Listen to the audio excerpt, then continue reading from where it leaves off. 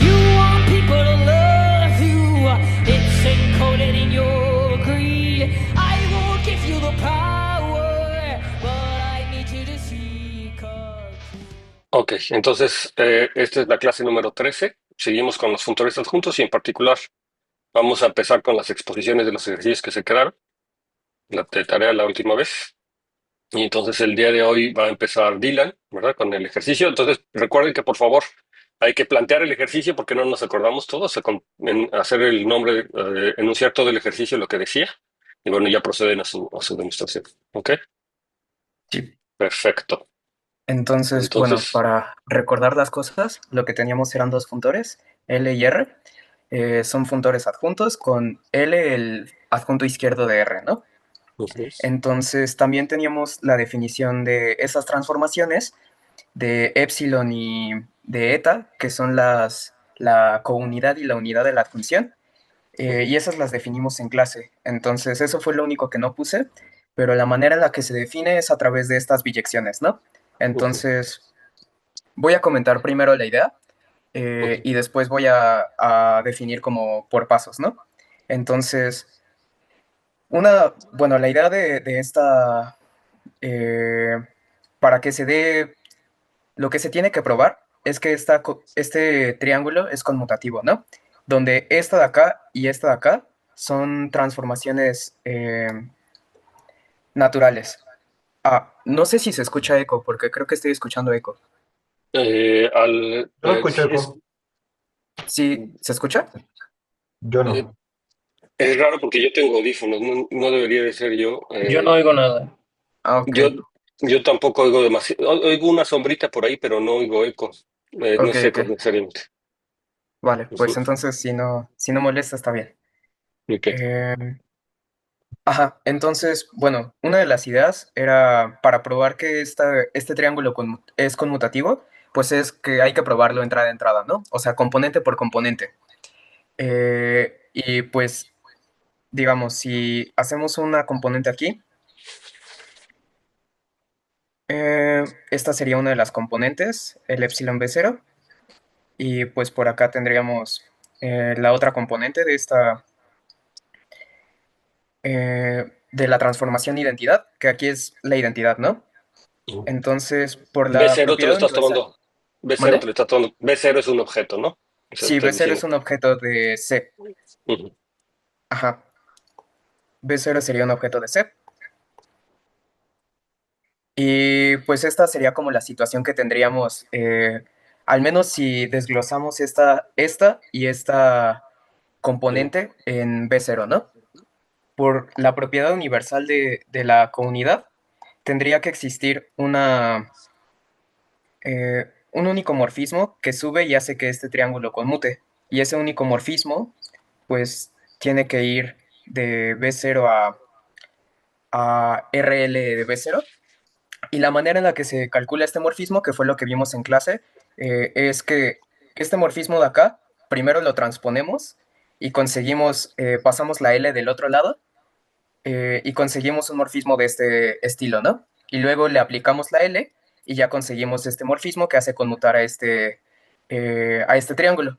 Entonces lo único que restaría probar sería que este L evaluado en eta de B0. B0 es el mismo morfismo que hacer primero la transposición de este y después la evaluación en L, ¿no? Entonces esa es como la idea de fondo. Y pues todo eso se puede hacer con la naturalidad de la biyección entre los morfismos home, ¿no? Entonces, pues para empezar, que es lo que habíamos hecho acá, pues nos tomamos un objeto en C, un B0 fijo, y lo que podemos notar es que pues estos morfismos definen un morfismo en la categoría producto, ¿no? Eh, Y entonces, como tenemos un morfismo, podemos evaluar ese morfismo en los dos funtores que tenemos, que son los funtores home, ¿no? El de D y el de C respectivamente. Y luego, solo para recordar cómo es que definíamos a eta y a epsilon, pues lo que teníamos para empezar, como hay una adjunción, como L es el adjunto derecho de R, tenemos una biyección natural entre estos dos funtores. Él es el adjunto izquierdo de... El adjunto izquierdo es L y Ujú, L va de C a D. ujú, ujú. Es que dijiste el adjunto derecho, pero no es el adjunto Ah, izquierdo. perdón, sí, también me Ujú, hago bolas un poco con eso. sí. Pero sí, L es el adjunto izquierdo y R Ujú, es el derecho, ¿no? derecho, ujú. Entonces, tenemos una biyección natural entre estos dos funtores, un isomorfismo entre estos dos funtores, y le estoy llamando phi al que va bueno, de este funtor de acá a este funtor de acá, ¿no? Y a su inverso le estoy llamando psi. Entonces, la manera en la que se define, por ejemplo, eta de B es agarrar la identidad de L de B0 y aplicarle, em, supongo que estaría bien escribirlo aquí, L de B0, L de B0. Esto nos define una función hacia este otro lado, que sería pasar de B0 hacia R, R de L de B0, ¿no? Y el eta se definía como, pues, pon aquí la identidad y fíjate a quién vas. Entonces, esa es la definición de eta y la definición de epsilon era similar, ¿no? Entonces, el contexto que teníamos era que teníamos un morfismo de esta categoría producto y pues ese morfismo lo podemos evaluar. Podemos utilizar la naturalidad de psi, por ejemplo, para este diagrama en concreto, ¿no? Entonces, el dominio es de este morfismo en el producto es RL de B0 y L de B0, ¿no? Entonces aquí ponemos LR de B0 y RL de B0 porque así se define este funtor de acá abajo, ¿no? Hay que aplicarle el R por la derecha. Y pues el codominio es B0 y L de B0. Aplicándole el R por la derecha nos queda esto de acá. Y la manera en la que pasamos de un morfismo de aquí a otro morfismo de acá es componiendo con estas dos transformaciones, ¿no? Entonces, aquí abajito puse un diagrama de qué es lo que está sucediendo. Un elemento de este conjunto es esta flecha identidad. Esta flecha identidad, cuando pasa por psi, nos lleva a la comunidad, ¿no? Porque así se define la comunidad. Entonces, cuando bajamos la comunidad por este morfismo de acá, que es el morfismo del funtor D, tenemos que hacer esta composición de acá junto con este morfismo y este otro morfismo, ¿no? Entonces, por un lado, este camino nos lleva a la composición, a esta composición, ¿no? Que es hacer L eta de B0, epsilon L de B0 y luego la identidad de L de B0. Y por el otro lado, este morfismo de acá, el morfismo identidad, si le aplicamos el funtor D, nos lleva a esta composición, que es eta de B0, la identidad, y luego R de la identidad, que también es una identidad, ¿no? Entonces al final nos quedamos con eta de B0. Y si le aplicamos a este morfismo la función psi, llegamos a pues la aplicación de psi luego de phi de la identidad de L de B0, ¿no? Pero como psi y phi son inversas, pues eso nos lleva a la identidad de B0. Entonces, por un lado llegamos a esta composición y por el otro lado llegamos a la identidad. Entonces, como este cuadrado es conmutativo, ambos morfismos tienen que ser el mismo, ¿no? Entonces, la identidad tiene que ser lo mismo que esta composición. Pero esta composición es precisamente la composición que buscábamos acá arriba que conmutara, el triángulo que conmutara, porque aquí solo estamos poniendo otra identidad, ¿no? Entonces, pues eso terminaría la demostración. ¿Tiene alguna pregunta? Sí, ¿entendieron? ¿Siguieron? Es medio complicado de repente seguirse contando las ideas porque pues, es notación distinta, entonces Sí, se vuelve un poco complicado. De ahí la importancia que el que más lo entiende definitivamente es el ejercicio, ¿no? Porque se sí, da cuenta de las utilizas. De repente seguir es demasiada información, de repente, ¿no? Al menos a mí me pasa siempre eso. Cuando veo las demostraciones de otros, siempre es muy difícil de seguirlas. Entonces hay que revisarlas con cuidado. La idea era que lo pensaran ustedes, o sea, que también lo hubieran pensado y que lo hicieran. Pero bueno, creo que la idea al menos sí me quedó clara. O sea, que es lo que está tratando de hacer. ¿A ustedes les quedó claro la idea de lo que se hace? Y bueno, queda clara la idea de que de que hay que revisar fuertemente las funciones y las definiciones de cómo se define esto que es la unidad y la comunidad, ¿no? Los elementos epsilon y mu o eta, como se llama. Entonces, mucho es básicamente es tener mucho cuidado con la conmutatividad de los diagramas, con la existencia de los morfismos que determinan y la unicidad de estos morfismos. Entonces, si nosotros tomamos eso en cuenta siempre, normalmente salen así, ¿no? O sea, salen porque yo tengo otro morfismo y como era único tiene que ser ese, por ejemplo, ¿no? O que este morfismo está únicamente determinado por tal propiedad, y entonces yo veo que cumple esa propiedad, entonces tiene que ser ese, ¿no? Eso es lo que en general sucede, ¿no? Igual hay que subirlo, me gustaría leerlo con la calmita que requieren para poder ver que está, pues, no sé, Órale. que todo está todo en orden. Me pareció que sí, o sea, en principio me parece que sí, pero habría que revisarlo con un poco más cuidado. Si alguien tiene un comentario, también lo pueden hacer. Fíjense que es algo que ustedes también se tienen que entrenar como estudiantes y es a poner atención a lo que están explicando y hacer preguntas, ¿no? O sea, el objetivo de que alguien más exponga no es nada más que el estudiante que exponga su ejercicio y ya se le ponga palomita. Digo, porque pues para eso lo veía yo y ya, ¿no? O sea, el objetivo que ustedes estén presentes cuando alguien expone, y así eso sucede en un seminario, en una clase, en cualquier lado, es que ustedes también estén atentos a la exposición y estén constantemente haciéndose preguntas. Y entonces, fíjense que hay como este mito, como esta sensación más que mito, ¿no? Esta sensación entre los estudiantes de licenciatura sobre todo, que si alguien les pregunta, ¿no? Por ejemplo, en su examen profesional, o que si un profesor les pregunta o alguien en el público pregunta sobre su trabajo, se incomodan y dicen, ay, me quería molar, ¿no? O sea, a lo mejor no les pasa, pero eso es algo que se siente en general cuando uno es en licenciatura y amenazas a tus padres, no vayan a preguntar, ¿no? Es como ese tipo de cosas. Pero ese es un error. Las preguntas son bien formativas porque te das cuenta de cosas que a lo mejor tú no habías pensado. Entonces es una oportunidad de pensar otra cosa. Te das cuenta de alguna relación que alguien más está viendo. Es como una oportunidad de meterse en la cabeza de otra persona y poder ver lo que estaba pensando mientras tú estás exponiendo algo que expone que teniste tú bien. Entonces te puedes dar cuenta de que hay cosas que no te habías dado cuenta. Y entonces es una oportunidad de, si tú no sabes, la pregunta, si te preguntan algo y tú no sabes, no lo habías pensado, pues es una oportunidad de que puedas trabajar en ese sentido, ¿no? Que puedas resolver. Y por otro lado, como asistente, es decir, como la persona que está escuchando, como público, el hacer este ejercicio de estar forzando a hacer preguntas durante la exposición, pero no tienen que ser preguntas como vacías o tontas, ¿no? O sea, idealmente tú tendrías que estarlo confrontando lo que está exponiendo con lo que tú sabes al respecto. Entonces, cuando tú estás confrontando constantemente lo que tú sabes al respecto con lo que te están exponiendo, entonces te generas preguntas, ¿no? Porque dices, ¿esto cómo tiene que ver con esto? ¿Esto cómo tiene que ver con otro? Entonces, tú haces ejercicio y manifiestas tus preguntas. Entonces, la respuesta posible que te puede dar el experto, el que ya pensó, te puede ayudar a hacer clics en tu propia área de estudio, en tu propia rama de trabajo. Entonces, cuando ustedes van a un seminario, a una conferencia o la exposición de un compañero de clase, tienen que empezar a hacer ese ejercicio. Es lo que les va a dar la posibilidad de eventualmente hacer investigación y poder colaborar con otras personas. Y entonces, las preguntas son fundamentales y son muy importantes. Entonces, parte del ejercicio en la clase, cuando ustedes hagan exposiciones, no es nada más que el estudiante exponga y todos felices y contentos, sino que también ustedes participen en la sesión de preguntas. O sea, que si hay una duda, hay algo que no les quedó claro, hay algo que quieren que se ahonde, les va a servir a ustedes y les sirve al expositor. Entonces, si hay algo, por ejemplo, a ver cómo está eso de que el triángulo, el cuadrado de la derecha conmuta, ¿por qué?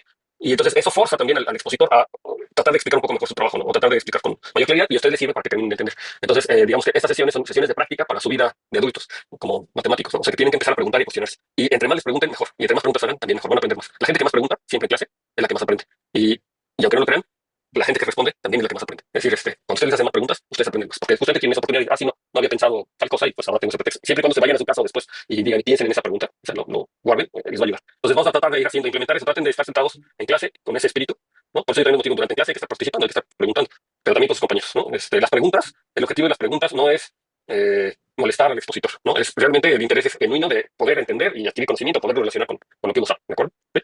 Entonces hay que hacer ese intento. Dicho esto, ¿alguien tiene alguna pregunta o comentario? ¿No? Entonces Sí, hay que poner Pablo, atención. Sí, no, que de mi parte no había preguntas. ok. O comentarios. Entonces, aquí la pregunta es que si lo pensaron, ¿verdad? También ustedes lo pensaron en el ejercicio, lo intentaron los que no lo tuvieron que resolver. Idealmente también eso ayuda. Por ejemplo, que dice Jorge, ¿verdad? Que se trabó con un detalle el último. Pero entonces, como ya lo tiene pensado, escuchar lo que hizo otra persona puede ser que le ayude, ¿no? Porque ya lo pensó, entonces tiene muy clara su duda, ¿no? Tiene muy clara la duda Entonces, posiblemente le sirvió o no le sirvió, no sé, depende, ¿no? Entonces, depende de la atención que pudo haber puesto, ¿no? De muchas cosas. Entonces, idealmente podría, por ejemplo, Jorge, aquí lanzar la pregunta, si sigues teniendo pregunta de si se parece a lo que tú estabas haciendo, por ejemplo, y si tienes esa duda todavía, entonces a lo mejor sería una buena oportunidad de preguntar, oye, aquí, ¿qué pasó con esto? ¿No? A mí no me salió esta cosa, yo no lo vi así, ¿qué es lo que está pasando? ¿No? Porque tienes ese pensamiento y estás entendiendo. Digamos, no hay una única forma de demostrar las cosas, siempre hay distintas formas, pero debería ser más o menos equivalente. El otro ejercicio, pues es como el dual, ¿no? Entonces debería ser más o menos equivalente. Entonces debería de haber similitudes. Entonces, preguntas, no. ¿Sí? Pues no tengo preguntas y de hecho sí es muy similar a lo que intenté. Se ve perfectamente, sí. Pues al principio simplemente, pues igual como usted comenta, pues puse la proposición para recordar qué era lo que se tiene que hacer. Pues ahí están los funtores L y R. Fíjate que Y no te vemos, a lo mejor estaría padre si tuviéramos también a ti. No sé si puedas prender tu cámara o no. a ver, O- permítame. o- si no puedes, pues no, tampoco es a fuerza, pero si puedes, está bien. Espera, a ver, dame un momento nada más. Ya me veo. Ya. Ujú. Ah, a ver, espera, entonces.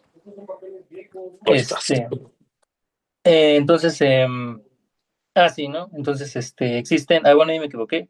Existen morfismos de los funtores, morfismos de funtores epsilon y eta, tal que cumplen justamente pues lo que habían probado nuestros compañeros Dylan Ujú. y... Ay, perdón, se me olvidó el nombre de mi otro compañero.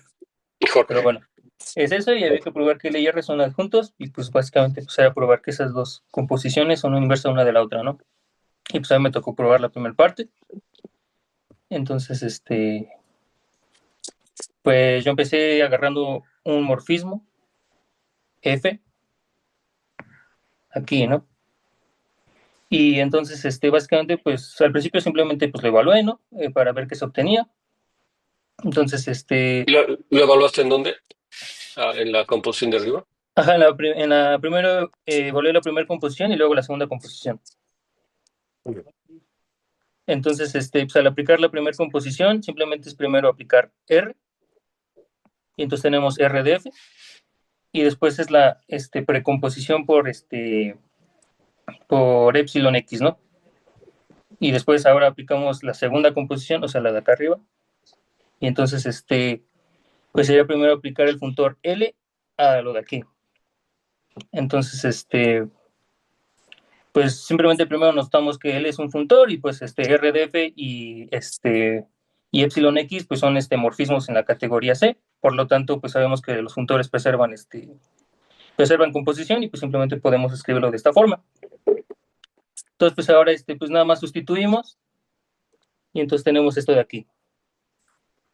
Y pues ahora pues nos debemos dar cuenta que por la naturalidad del funtor de la transformación más bien eta, se tiene el siguiente cuadrado conmutativo y pues simplemente lo aplicamos en este morfismo, ¿no? Que era el F.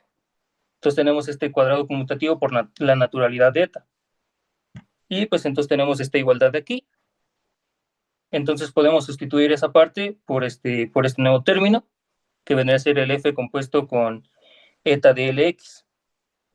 Entonces podemos volver a escribir esto de aquí de esta forma. Y pues ahora, pues hasta este momento no habíamos ocupado la hipótesis, o las hipótesis por así decirlo, que básicamente pues, eran las que habían probado los compañeros, que son estos dos de aquí.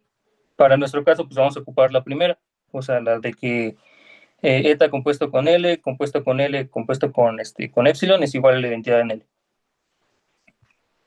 Entonces, pues aquí nada más describí cómo se veían la familia de morfismos de cada una de las transformaciones naturales.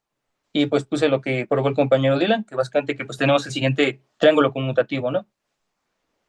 Y como tenemos el triángulo conmutativo, pues entonces tenemos esta igualdad de aquí, y entonces ya nada más sustituimos en lo que teníamos antes, y entonces tenemos que la composición de composiciones que hicimos es exactamente igual a F compuesto con L, a F compuesto con identidad en L de X, que eso simplemente es igual a F otra vez. Y entonces ya concluimos que al menos la primera, al componer estas cosas, tenemos que es básicamente la identidad, ¿no? En los morfismos de L de Lx a Y. Y pues esa sería la primera parte, ¿no? Y la otra sería la de mi compañero. Creo que eso sería todo. En cuanto al ejercicio, ya concretamente me parece que está bien. ¿Alguien tiene alguna duda, comentario? ¿No? ¿Les quedó claro? Ujú. Ok, entonces solo voy a exponer como preguntantes que si se podía formar esta categoría de adjunciones, situando dos categorías C y D. Quería ver si eso fuera una categoría. Igual, trabajar un ejemplo para ver cómo son estos morfismos de adjunciones para la Ah, categoría de espacios vectoriales. Sí, ok. Entonces, nada más para clarificar, ahorita tú no vas a resolver el ejercicio, sino vas a responder a la pregunta otra que habías hecho tú mismo, que era que si yo tomaba, que si podía definir la categoría de adjunciones de alguna forma, ¿no? Y habíamos así quedado es. que vieras saber si había que definir qué eran los objetos claramente y había que definir qué eran los morfismos claramente también, y entonces ver si eso formaba una categoría, ¿no? O Así sea, es. eso es lo que vas a ver. Ok. Por lo primero, está bien. Sí, ya después a la mitad, sí resuelvo el ejercicio. Entonces, Es- nada más vas a acordar que es una función, porque eso me ayuda para igual, tener claro las ideas. Es una función entre par de funtores, f y g, pues se define como estos dos que van de la categoría C a D, F, y G que va de D a C. Y se tiene también un isomorfismo natural en los ohms. Se dice que G es adjunto derecho de F.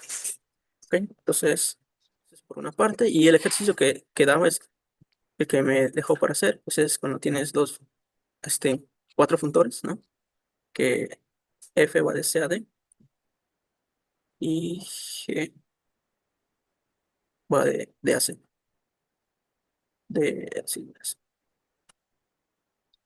F' iría este, de D, Hola, hola, hola, hola. de D a W, y G' iría de W a D. ¿Ok? Entonces, lo que queremos ver es que la composición de estos funtores pues siguen siendo adjuntos. Es decir, en concreto que el funtor G compuesto con G' es adjunto derecho de F' compuesto con F. ¿Y esto cómo se hace? Pues agarras dos objetos C en la categoría C y un objeto W en la categoría W. Luego eso, primero te lo mandas el C a F de C. ¿Mm? Pero aquí tienes un morfismo este, con W. ¿Mm? Y este va a corresponder por ese morfismo natural hasta lo que estaba comentando es que cuando tengo esos pares de funtores juntos, pues es utilizar las biyecciones naturales, pero con F de C y G' de W, ¿no? Y hacer las respectivas composiciones para ver que tengo este isomorfismo, ¿no? Isomorfismo naturales. Y sé por qué va a ser naturales, porque creo que si no estoy mal, habíamos visto que en composición de transformaciones naturales daban otra transformación natural. ¿Ok? Esa es la idea de cómo resolver el ejercicio. No sé si tengan alguna pregunta. Ok, entonces esta es la clase. A ver, vamos a ver qué tanto me da tiempo de decirlo. Ahorita voy a regresar, o sea, decir, en realidad aquí tengo más o menos revisado ese ejercicio de los productos tensoriales adjunto, pero un poquito más adelante. Entonces, ¿qué quiero? Entonces vamos a tomarnos ahora esta adjunción. Recuerden que la adjunción la tomábamos como estos ternas, que era formada por los funtores adjuntos y las adjunciones o las unidades de Yoneda, n y epsilon, las unidades de la comunidad. Y entonces esta proposición es muy ilustrativa, es muy fácil y además me ayuda a entender la diferencia a lo mejor entre adjunciones y equivalencia de categorías, o la diferencia entre adjunciones y inversos, ¿no? O cuasi inversos. Entonces, vamos a decir que el funtor R, me tomo esto, entonces decimos que el funtor R es filipleno. No decimos, más bien, el funtor R es filipleno sí, solamente sí. El morfismo, new, o como le llaman, eta, z, ¿cómo se llama esa letra? Eta. Eta, ¿no? Eta, ok, eta. Entonces vamos a decir que el punto R es Philip y solamente si eta, que es el morfismo con el que estamos trabajando, que va de L compuesto con R a la identidad, es un isomorfismo. Oh, que la canción. Eso qué pasó, permítanme 2 segundos. Justo estoy diciendo. Ok, entonces eso es lo que dice la proposición, primero. Entonces, este es un juntor fiel y pleno, sí, solamente sí, este es un isomorfismo. Eso es una cosa muy importante. Si esta morfismo que acabamos de definir de las funciones de isomorfismo, entonces R automáticamente es filipino, pero exactamente lo mismo podemos decir del funtor L, ¿no? El funtor L es filipleno sí, solamente sí, ahora el morfismo epsilon es un isomorfismo. Y de hecho, tenemos en realidad que las siguientes afirmaciones son equivalentes. La primera, que L es una equivalencia de categoría. Ya saben que las equivalencias de categoría se obtienen cuando el funtor es fiel y pleno y esencialmente es proyectivo, ¿no? Entonces tengo que es una equivalencia de categorías, o que R es una equivalencia de categorías, son equivalentes, y que I, L, R son fieles y plenos, ¿no? Esas tres condiciones son equivalentes. Y en este caso, se tiene que L y R son exactamente los cuasi inversos uno del otro. En realidad es una proposición muy fácil de demostrar, pero yo creo que ilustra y revela como la relación que hay entre la equivalencia de categorías o el ser cuasi inversos y el ser adjuntos, ¿no? No es lo mismo ser adjuntos, no siempre es lo mismo que los adjuntos sean una equivalencia, pero sí hay casos en los que son una equivalencia. Cuando tengo una equivalencia, entonces son adjuntos, pero al revés no necesariamente, ¿no? Pero si el funtor es fiel y pleno, entonces estas composiciones son un isomorfismo y bla, bla, lo que dice ahí. Entonces, la demostración es la siguiente. Entonces, vamos a demostrar que el funtor R es fiel y pleno si solamente si este morfismo eta es un isomorfismo, ¿de acuerdo? Entonces, me voy a tomar y, dos objetos en la categoría D. Y entonces recordemos el diagrama que define el morfismo neta, que es el que hicimos hace rato, el que están trabajando, es este diagrama, ¿no?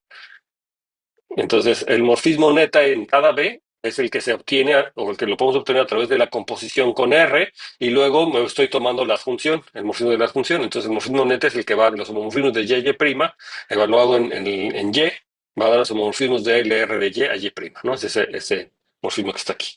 Entonces, tenemos estos homomorfismos, que este homomorfismo de aquí para acá, que es lo que queremos demostrar para ver que es fiel y pleno, lo que quiero demostrar es que este morfismo es biyectivo, ¿verdad? Esta flecha que está aquí es biyectiva. ¿Ok?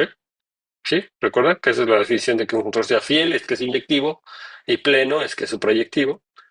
Y si es biyectivo, entonces es fiel y pleno. Entonces yo lo que quiero ver es que esta cosa es biyectivo, pero es el morfismo de arriba. ¿Este morfismo de arriba es biyectivo? Pues sí, solamente sí. El morfismo inducido al adjunto es biyectivo. Eso es justamente por la conmutatividad y porque tengo el isomorfismo, ¿verdad? Entonces, y entonces eso quiere decir que R, por lo tanto, R es fiel y pleno si solamente si la composición respectiva es fiel y pleno, y eso va a pasar si solamente si ese neta de Y es un isomorfismo. ¿De acuerdo? Si neta de Y es un isomorfismo, entonces tengo que el de arriba R es un isomorfismo, o sea, es una biyección, y por lo tanto, pues tengo la fiel y la plenaridad, ¿no? Para todo. Y entonces, como ven, en realidad era muy sencillo, es cosa de este diagrama y de entender lo que me estaba diciendo. Y se ve que lo mismo exactamente lo puedo aplicar para la parte B, ¿de acuerdo? Entonces la parte B es que el funtor L es fiel y pleno si solamente sí, ahora con epsilon, la identidad, y lo que pasa es que tengo un diagrama perfectamente análogo, ¿de acuerdo? ¿Todo el mundo? ¿Sí? Eso no lo voy a hacer, es el diagrama perfectamente análogo. Y lo que sigue también es demostrar que la equivalencia, L es una equivalencia de categorías, eso es equivalente a decir que R es una equivalencia de categorías, y es equivalente a decir que L y R son fieles y plenos, tanto L, ¿no? Pero también entonces es inmediato de lo que acabo de decir anteriormente, ¿no? ¿Sí o no? ¿Por qué? Estamos en el 3, ¿verdad? En el 3, ver que las siguientes son equivalentes. O sea, el 2 es completamente análogo, ¿no? O sea, es con el otro diagrama, es completamente análogo. Entonces no pasa nada. Entonces el 3, hay que mostrar que las siguientes son equivalentes. Que L es una equivalencia de categorías. Entonces partimos de que L es una equivalencia de categorías y, por ejemplo, hay que demostrar que R es una equivalencia de categorías. ¿Por qué? No, de que L es una equivalencia de categorías y solamente si R es una equivalencia de categorías. Es que, bueno, recuerdo que hay dos definiciones de equivalencia de categorías. Una es proponer dos funtores, uno de ida y el otro de regreso, y ver que las composiciones son isomorfas a la identidad, La ¿no? Que eso identidad. ya... Entonces, Ajá, justo lo que me está diciendo, ¿verdad? sí. Esa es la parte que está ahí arriba. De hecho, me está diciendo quién es el isomorfismo. Dice, eta y epsilon son los isomorfismos. ¿De acuerdo? Justamente. Entonces, ahí está. Y que son cuasi inversos, pues también es de eso. ¿De acuerdo? Es esa parte, ¿no? L y R son fieles y plenos. Porque que L es una equivalencia de categorías. Entonces, el funtor es fiel y pleno. Y entonces, en particular, se tiene ese isomorfismo. Y me voy para abajo. Ahora, el caso de que L y R son casi inversos, pues también es se reduce de las composiciones que doy arriba, ¿no? Justamente me estoy diciendo que L y R son casi inversos. ¿Sí? ¿Está claro?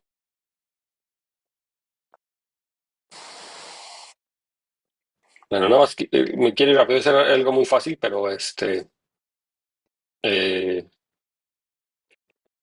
me gustaría llegar a lo que les había dicho, ¿no? De los funtores. Entonces, una observación es que si F es una equivalencia de categorías con cuasi inverso G, entonces G es adjunto tanto derecho como izquierdo de F. O sea, cuando tengo equivalencias de categorías, Entonces, el cuasi inverso, el morfismo G, el funtor G, que es el que es, no es el inverso, pero es el que resulta ser cuando lo compongo con F igual a la identidad. Entonces, lo que me está diciendo es esto anterior, lo que me estaría diciendo es que es un adjunto tanto derecho como izquierdo, porque si es el cuasi inverso, quiere decir que la composición por ambos lados me da la identidad, ¿verdad? Entonces, o es isomorfo a la identidad, ¿de acuerdo? Es una transformación entre la identidad. Y entonces, por ambos lados tengo esos isomorfos de la identidad, lo cual implica que es a su vez un punto izquierdo y un punto derecho, por la proposición anterior. ¿De acuerdo? Entonces, esa es una observación interesante que nos muestra la diferencia. Y entonces, este es el ejercicio realmente. Y lo primero, en vez de hacerlo en los espacios vectoriales, vamos a hacer eso de los adjuntos, pero en la categoría de conjuntos. Entonces, fíjense que lo que tenemos es que los homomorfismos de conjuntos del producto de dos conjuntos a un Z es isomorfo, naturalmente, a los homomorfismos de conjuntos de X a los homomorfismos entre conjuntos de Y a X, ¿no? O sea, fíjense, si esto es cierto, si este isomorfismo es cierto, si es un isomorfismo natural, es decir, que no depende de X, ni de Y, ni de Z, que se puede construir independientemente y que hace que los diagramas respectivos conmuten, entonces estaríamos diciendo que el producto cartesiano de dos objetos es el adjunto izquierdo del OM, ¿vale? Del funtor OM de YZ, ¿de acuerdo? ¿Sí? Entonces, ¿cómo le hago para ver que esto es un isomorfismo? Y de hecho que es un isomorfismo natural. Pues me tendría que haber quedado cualquier homomorfismo del producto cruz o del producto cartesiano de X, Y, Z. Lo puedo transformar en un homomorfismo que va de X a los homomorfismos de X a Y. Y eso es exactamente lo que pasa en espacios vectoriales. Es la misma situación, nada más que con el producto tensorial. Entonces, en efecto, entonces en este caso lo construí explícitamente, ¿no? Entonces, vamos a empezar con un morfismo, ¿sí? Del producto cartesiano a Z, y eso lo tengo que transformar en un homomorfismo de X a los homomorfismos de X a Z. ¿De acuerdo? Entonces, como son conjuntos, entonces aquí lo más fácil, o una forma fácil, es tomarse los elementos. Entonces, yo voy a definir este morfismo de aquí, que es el correspondiente, que sería su imagen, ¿verdad? La imagen bajo el isomorfismo natural. Pues, ¿cuál es la forma más natural de definirlo? Pues sí, para cada X tiene que ser una función de Y a Z, ¿no? Entonces, primero digo phi de X, y luego definir phi de X es una función que va de Y a Z, ¿de acuerdo? Es una función que va de Y a Z, entonces la tendría que poder evaluar en Y para todo Y. Entonces, si esto yo lo evalúo en Y, ¿qué es lo más natural de definirlo? Pues exactamente como el phi que yo tenía ahí, el phi de X cruz Y a Z, cuando me tomo ese par X cruz Y, lo evalúo en phi lo evalúo en ese par X cruz Y y me da un objeto de Z. Entonces yo puedo definir psi de X de Y, lo puedo definir como phi de XY. Entonces aquí estoy utilizando la propiedad, esta ventajosa propiedad que tienen los conjuntos, ¿verdad? Que para que definir una función o un morfismo, me basta decir cómo se comporta en cada punto, ¿sí? Entonces, digamos que esta es una definición explícita, totalmente explícita de quién es el morfismo psi. Entonces, ¿quién es el morfismo psi? Que va de X a los homomorfismos. Pues para cada X me da el morfismo psi de X. ¿Que quién es el morfismo psi de X? Ah, pues un homomorfismo que para cada Y lo que hace es mandármelo a phi de XY. Esto tiene un nombre en todos lados, en categorías o ¿cómo le llaman? La contracción, no me acuerdo cómo le llaman. Tiene un nombre específico, ¿no? O Currificación. sea, estoy fijando un... ¿Cómo? La currificación. Creo que en Exacto, es inglés le dicen curring. currificación. Sí. Curring, exactamente, es la currificación, ¿sí? Es el curring, exactamente. Entonces, es clásico, ¿no? Es el curring, ¿sí? Entonces, ahora, si yo quisiera hacerlo de regreso, pues también es muy análogo, es completamente análogo. Ahora me tomo un morfismo psi, de hecho hasta lo mando y lo llamo igual psi de X a los homomorfismos de Y, Z, y eso lo quiero mandar un morfismo del producto. Entonces es exactamente la misma definición. Hago phi de X a Y, como de X a Y, mándalo a esta cosa. Es exactamente la misma definición, ¿no? De regreso. Entonces eso me da un morfismo bien definido del producto. Y entonces, lo único que había que checar en este caso con esta forma de construirlo es que decir que la construcción es natural, o sea, que es funtorial en cada una de las variables, de hecho, ¿sí? Pero se ve así en nuestra intuición de lo que quiere decir natural, es decir, que no depende de X y de Y, o sea, que no esto depende de elecciones ni nada, pues se ve claramente que mi construcción no depende de ninguna elección. Siempre la puedo hacer independientemente de quién sea pi y psi, ¿no? Si tengo phi, entonces puedo construir un morfismo psi siempre y al revés, ¿no? Y no depende de una elección ni nada. Eso, en términos de transformaciones naturales, se traduce a la naturalidad, o que el morfismo que estoy definiendo es natural, ¿verdad? Es una transformación natural. Entonces, morfismos entre los funtores OM.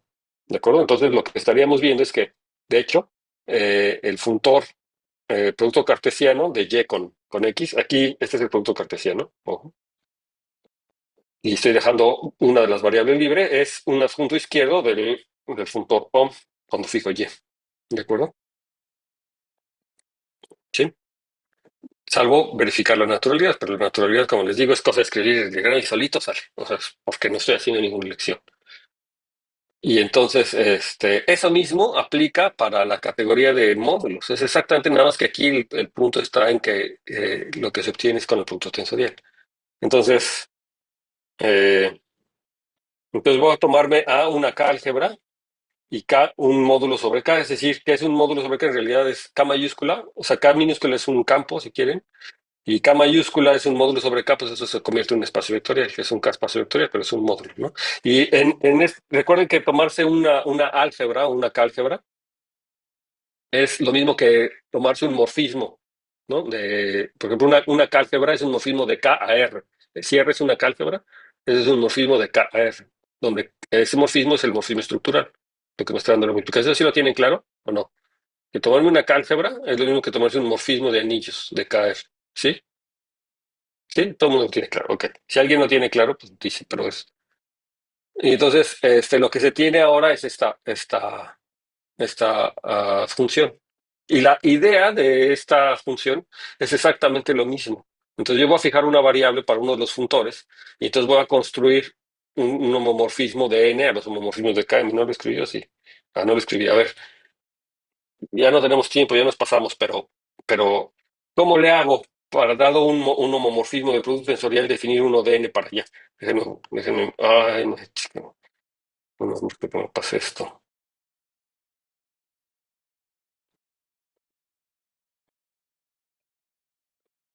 No me gusta que me pase esto, no me gusta que me pase esto. Ok, entonces, por lo tanto, yo tenía la función, pero la pregunta es cómo le hago para construir el morfismo de aquí para acá, ¿no? O sea, tengo n tensor k sobre k, un homomorfismo a m. ¿Cómo le hago para este morfismo, déjenme llamarle f, construir un morfismo que va de n a los homomorfismos sobre k de k como, n? Ya que vieron cómo lo hicimos para conjuntos, ¿cómo se les ocurre que dado este morfismo f, cómo yo puedo construir un morfismo de aquí para acá? Yo, si bien le llamo, bueno, ¿cómo les ocurre? A ver si me dan la idea. Perdón por robarles tiempo, pero nada más para que no se vayan sin este ejercicio.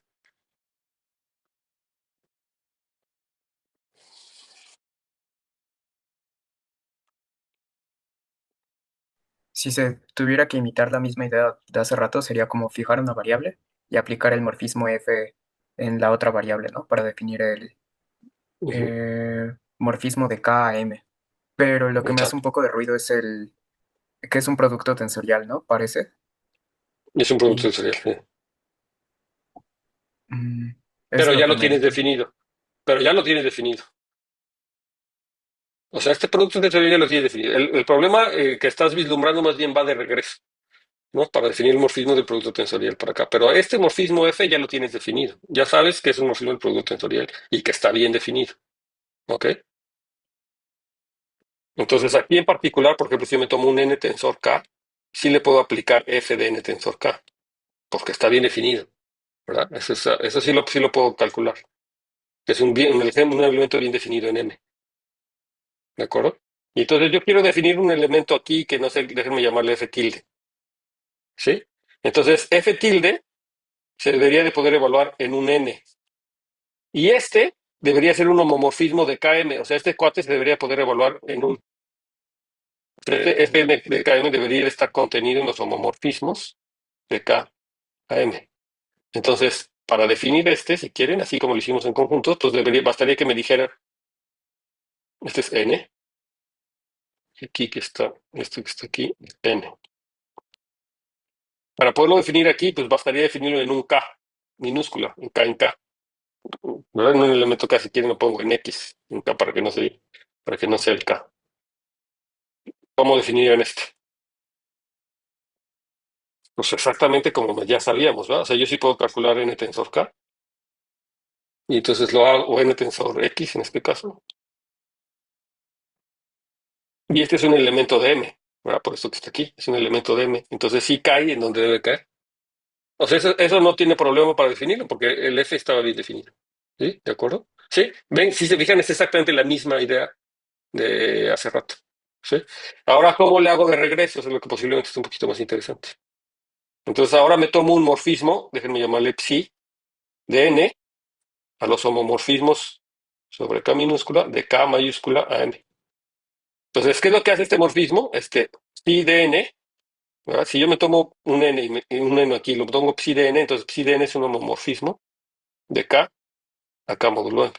Entonces, este en particular se puede evaluar los elementos de K, como hace rato. Entonces, lo que yo quiero es más bien asociarle un morfismo del producto tensorial.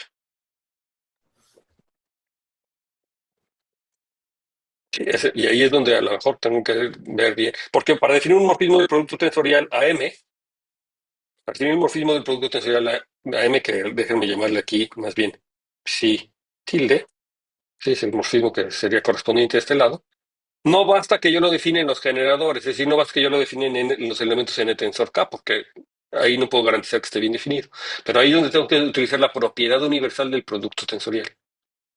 Porque el producto tensorial, dar un morfismo entre módulos del producto tensorial a M, es lo mismo que dar una forma bilineal por la situación, ¿verdad?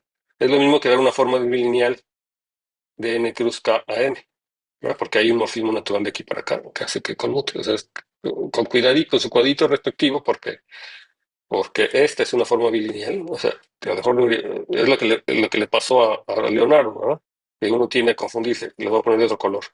Estas son formas bilineales, ¿de acuerdo? Pero la que está horizontal es un morfismo de módulos, de espacios vectoriales, no de módulos en este caso. Entonces no están en la misma categoría. Pero lo que sí nos dice la propiedad universal o la representabilidad que vimos la vez pasada es que las formas bilineales están representadas por los morfismos de espacios vectoriales del producto tensorial. O sea, que es lo mismo darme un morfismo del producto tensorial a M que darme una forma bilineal. Entonces, si lo que quieres construirme este morfismo psi, bastaría que me des una forma bilineal de aquí para acá. ¿De acuerdo? Entonces, ¿quién es la forma bilineal? Pues yo digo, pues la forma bilineal, que déjenme llamarle, ¿cómo le llamamos? Psi, ahora con gorrito. Quiero una forma bilineal en NK y que este me regrese a alguien en M. Pues, ¿cómo lo defino? Psi gorrito de N, K, pues lo defino exactamente como phi de N evaluado en K, como era de esperar. Y ahora, ¿por qué es bilineal? Es lineal en la primera entrada, sí, porque phi es lineal. O sea, es lineal aquí porque phi es lineal, por definición, ¿verdad? Porque estoy tomando la phi, eh, esta psi, perdón, psi es psi. Esta psi está aquí, pero esta está en estos homomorfismos, que son homomorfismos lineales, ¿verdad? Y es lineal en K justamente porque está ahora adentro de este, ¿sí? Es lineal. Entonces es lineal en cada una de las variables, entonces es una forma bilineal. Entonces lo que estoy construyendo realmente es una forma bilineal de aquí para acá, pero por la representabilidad, dar las formas bilineales de aquí para acá es equivalente a dar un morfismo de aquí para acá. Y ese es el morfismo correspondiente que estoy haciendo de regreso. Y ese está bien definido por la propiedad universal del producto tensorial o bien por la función o por la representabilidad de ese funtor. ¿De acuerdo? Ya lo escribí así rápido. Se puede escribir bien, ¿verdad? Con detalle. ¿Pero entendieron la idea? ¿Sí? Del regreso. Y ahora, por supuesto, hay que ver que son naturales. Hay una forma más elegante de ver estas construcciones que tiene que ver con el lema de Joner específicamente, o sea, que me permite ver todas las cosas de una forma muy natural. Hay una forma de hacerlo, pero hacerlo así, digamos, en los elementos, o sea, tomándome elementos y viendo qué sucede, es útil al menos una vez en la vida porque lo están haciendo, ¿no? Explícitamente lo están haciendo. Y entonces aquí, ojo, estamos entendiendo claramente que morfismos del producto tensorial a otro módulo, por lo que vimos en la clase pasada, es lo mismo que dar una forma bilineal, ¿no? Por la representabilidad. ¿De acuerdo? ¿Sí? Ok. Entonces, así es como se construye. No sé si eh, vean la sutil diferencia, ¿no? O sea, hay que tener cuidado con dónde están los morfismos. Unas cosas son formas bilineales y otras son morfismos de módulos. Entonces, yo no puedo componer así como, o sea, lo que estaba diciendo Leonardo es que componía estos dos como si fueran módulos o morfismos de módulos y el que les daba. Eso no es lo que tenemos que decir. No es que los esté componiendo. Es que más bien a cada uno de estos le corresponde uno de estos. ¿No? Y lo que sí cumple es que si me tomo un par NM aquí y lo mando para acá, este morfismo es el que a cada par NM lo manda a N tensor M. Y si este elemento ahora lo mando bajo psi asterisco para acá, digo bajo psi tilde para acá, entonces sí me da el correspondiente que si me hubiera ido de aquí para acá. Entonces sí me da el correspondiente. Pero eso no quiere decir que este morfismo se obtenga con la composición. No es que lo obtenga bajo la composición porque viven en distintas categorías, pero sí me dice, mm, sí me dice eso. O sea, sí me dice que en esos elementos particulares sí es la composición. ¿Ok? O sea, los elementos que vienen de n, m a n tensor m, ahí sí, n tensor m lo va a mandar al momento, al elemento adecuado, independientemente de cuál sea la representación de este n tensor m. Bueno, ya se los dejo que lo piensen con más cuidadito, si quieren. Una vez que tendrían una idea que hay que pasar de un lado para otro, cómo pasar de un lado para otro, la idea del regreso era tomarse una forma bilineal, y entonces como tengo una forma bilineal, entonces eso corresponde al producto tensorial, a un morfismo del producto tensorial.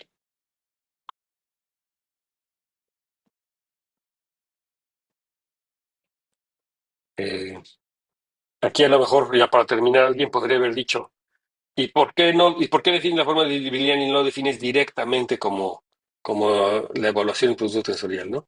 Bueno, la cosa, insisto nada más, insisto. Los elementos del producto tensorial, o sea, en general, si yo me tomo el producto tensorial de dos módulos sobre un anillo, no son nada más los elementos de la forma M tensor N. De hecho, son sumas finitas de estos, ¿verdad? Y la representación, de hecho, no es única. Sí, o sea, la representación no es única. O sea, yo puedo, de hecho, pues si yo tengo M más M prima tensor N, por las propiedades del producto tensorial, esto es lo mismo que M tensor N más M prima tensor N, por ejemplo, ¿no? Y entonces, yo puedo tener representaciones de muchas formas, incluso de los elementos, con las relaciones de. Estos son generadores, pero no son todos los elementos. Entonces, no basta para definir un morfismo de aquí a otro módulo, no basta que yo les diga a quién mando los generadores, como en cualquier, siempre que yo tengo un espacio definido por generadores, no basta decirle quién tiene los generadores porque puede haber relaciones entre ellos y si el morfismo no respeta las relaciones entre ellos, entonces no está bien definido. Es decir, para garantizar que el morfismo está bien definido, no basta definirlo en generadores, ¿no? Tienen que, esos, para que esté bien definido, se tienen que respetar las relaciones que tienen los elementos. ¿Sí? En los espacios vectoriales basta definirlo en bases, no porque sean generadores nada más, son generadores, pero no hay relaciones entre ellos. Entonces, trivialmente se cumple. Y entonces, por eso es que los morfismos basta definirlos en bases. Pero cuando tengo espacios generados por un conjunto, ¿sí? No basta definirlo en los generadores. Para que lo complete lo de la cosa, tengo que ver que me preservan las relaciones. Y eso es básicamente las propiedades de bilinealidad. Entonces, por eso es que es más fácil ver que construir la forma bilineal y entonces ya automáticamente por la propiedad universal pasa al cociente. Entonces no está bien definido un morfismo si nada más me lo defines en n tensor m, porque no sé que me respete las relaciones. Tengo que garantizarlo. Y por eso es que el producto tensorial o definir un morfismo del producto tensorial siempre tiene ese problema. No basta que lo definas en n tensor m, hay que verlo en la forma bilineal o bien que preserva las relaciones de bilinealidad o la relación de linealidad en cada una de las entradas. Pero eso es exactamente ver que se factoriza a través como una forma bilineal, o sea que le puedo asociar una forma bilineal, que puedo definir un morfismo a través de una forma bilineal. En otras palabras, el producto tensorial recuerda cómo se construye, ¿no? No sé si lo recuerde, pero el producto tensorial se puede construir como el módulo libre generado por los pares m, n. No es el módulo libre generado por m, n, módulo las relaciones de bilinealidad, ¿no? O sea, yo quiero que sea lineal en la primera entrada, o sea, me fijo en el submodo generado por las relaciones de bilinealidad. El submódulo generado por las relaciones de bilinealidad, es decir, hago m más m prima n equivalente a m n más m prima n ¿verdad? Y todas estas propiedades que saca escalares de un lado, que saca escalares del otro, etcétera, me fijo el submódulo generado por esto y hago el cociente. Ese cociente es el producto tensorial o es una forma de construir el producto tensorial. Y entonces estoy haciendo división por todas las formas lineales. Entonces, para definir un morfismo del producto tensorial a P, tendría que decir cómo se comportan los generadores y asegurar que me preserva este submódulo. ¿De acuerdo? Que son las relaciones de bilinealidad. Hacer esto es decirme que lo puedo definir a través de una forma bilineal. O sea, que hay una forma bilineal por ahí asociada. Ok. Si nunca han visto producto tensorial, yo imagino que al menos en espacios vectoriales sí lo han visto. Alguien que haya estudiado álgebra conmutativa, pues ya también sí lo vio, pero al menos el producto tensorial de álgebra lineal, ¿no? Y si no lo han visto, pues échenle una revisada en cualquier libro de álgebra, ¿no? En espacios vectoriales, en módulos, si quieren. You didn't read the side effects, and now you want us to connect. It's never to be wrong to wanna grow. What do you want to know?